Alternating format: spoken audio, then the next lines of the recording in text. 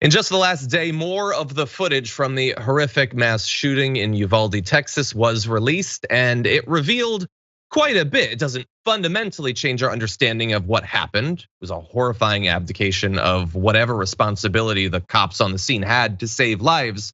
But it revealed a few things that I think we need to dive into.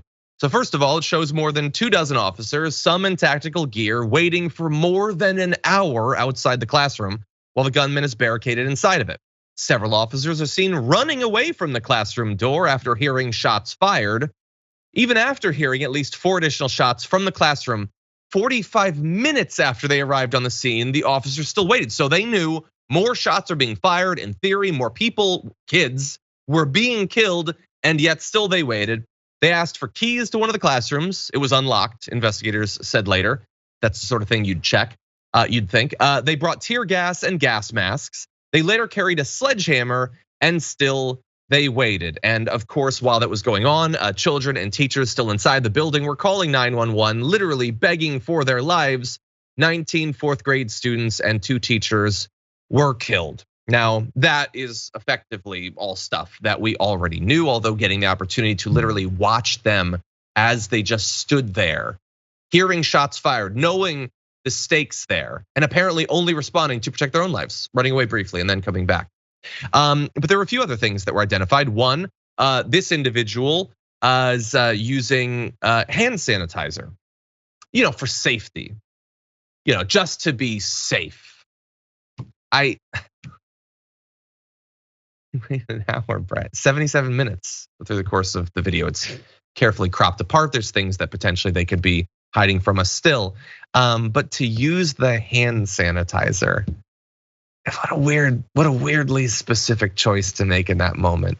Like even if you assume that, continue. Go ahead. I was gonna say, even if you assume that many of the cops, let's say, desperately wanted to go in, but were listening to their superior officers or whatever. Let's extend that to them. It hasn't been earned, but let's do it. You're just standing there. 77 minutes are going by. You can watch a movie in that time, possibly. Just get some hand sanitizer, wipe it on your hands.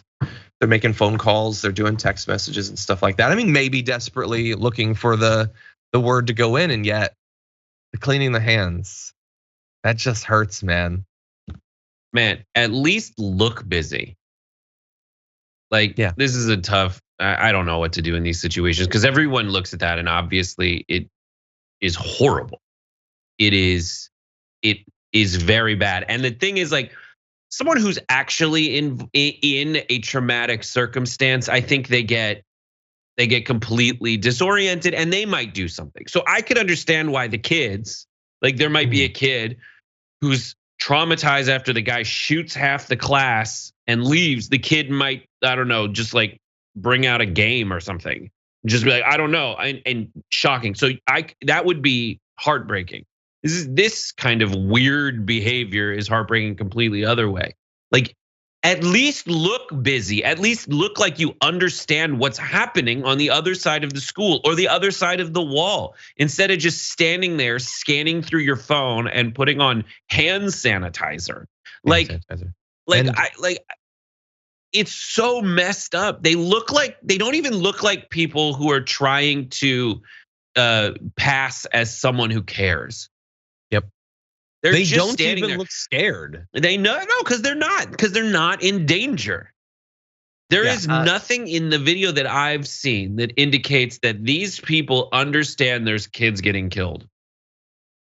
Yeah. Wouldn't you? And they're just like, I'm perimeter guy, so I'm gonna see if I've got any like new words with friends rounds to play. The Punisher on the phone is the clincher, and I know you have that. Yeah, we're gonna get to that in just 1 second. I want to pause on this for a second though, because we need to understand what happened and what we've tolerated. Because let's bear in mind, very little has changed after all this happened. You had a cop who has this duty to get in there and save lives, putting on hand sanitizer, and at that same time, there's a little girl who is dipping her hands in the blood of her dead friend to camouflage herself so that she doesn't die. Like stakes and stakes on one side of the door and another. And that's what was going on. Now, and it's not that they don't know that that's happening. Sorry, that's it. It's not that like, oh my God, if I'd known that these kids were in trouble, I wouldn't have done the hand sanitizer. No, bro. The reason you're there in that hallway is because someone told you there's a mass shooter in this school somewhere. Yeah, that's why. It's the audacity of flaunting how safe you are at that moment relative to the people who are in danger. That you can worry about that. Yeah, she wasn't worried about germs at that point. She had other worries.